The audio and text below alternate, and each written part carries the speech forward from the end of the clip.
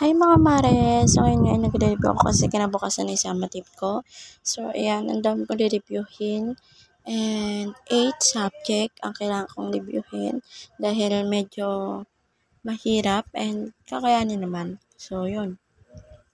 So hindi ko pa nakikita yung summative pero feeling ko mahirap konti. So ayan.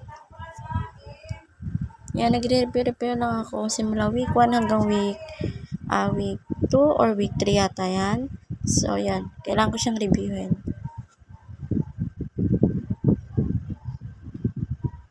Yan, tinitignan ko sa notebook ko kung ano yung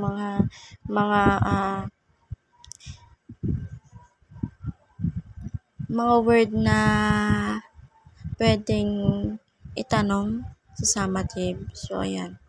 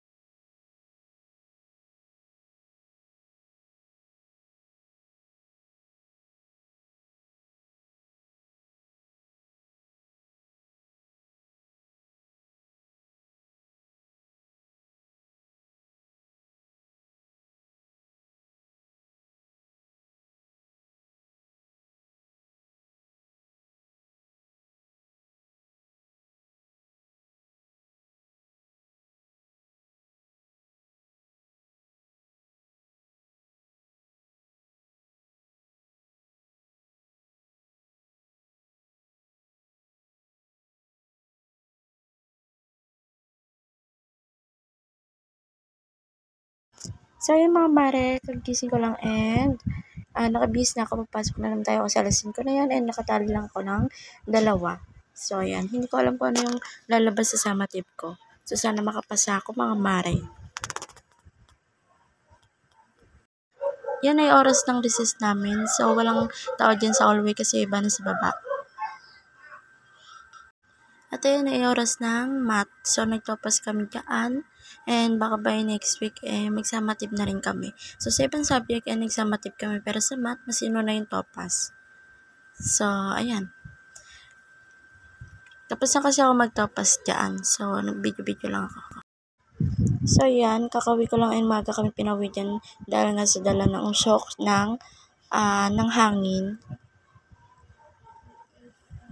So, yan. Kumakain ako dyan ng tanghalian and nakamas naman ako pagpasok. So, yan. Secure pa rin tayo. Yan yung mukha ko dyan medyo pagod na at haggard pa. So, bye-bye!